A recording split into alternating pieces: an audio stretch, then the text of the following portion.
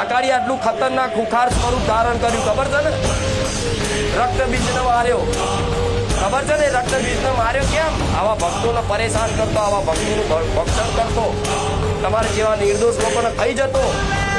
તારે પાર્વતી ક્રોધિત થઈ અને મહાકાળીનું સ્વરૂપ ધારણ કરી અને રક્તબીજ નામનો રાક્ષસ હતો, એના વરદાન હતું બ્રહ્માજીનું કે જે તને કોઈ હથિયાર મારશે, કોઈ શસ્ત્ર મારશે અને એ શસ્ત્રથી એક ઘાવના કારણે કદાચ લોહી નીકળ્યું અને એ લોહી ધરતી પર જેટલું ટીપા પડ્યા એટલો રક્તબીજ બીજો ઊભો થશે, એટલા બીજા રાક્ષસો ઊભા થશે. એટલે એને કોઈ મારી શકતું નતું.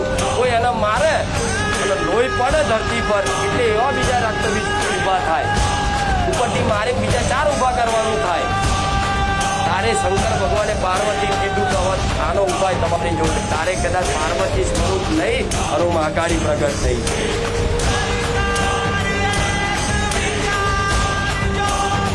તારે એવા રાક્ષસના પકડી અને ડોકું કાપી અને ખપ્પરમાં એક બાજુ લોહી પડી ભરી અને લોહી ભરી ખપ્પર ભરીને પીધા. કેમ? જો કદાચ એ ધરતી પર પડે તો બીજા રાક્ષસ ઊભા થાય. એટલે મહાકાળીના હાથમાં ખપ્પર છે. એક બાજુ હથિયાર છે, શસ્ત્ર છે, એ શસ્ત્રથી આમ કરી ડોકું કાપી લોહી પડે એટલે તરત ખપ્પરમાં લઈ લે પી લે. તે ભક્તો માટે એવા રાક્ષસોનો લોહી પીનારી માતા બની.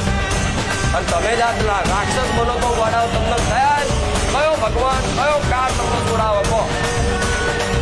આ શું ખોટું? આ સમજી જાવ તો વડાવ કોઈ દુઃખ ના રવા દે એવી શક્તિ.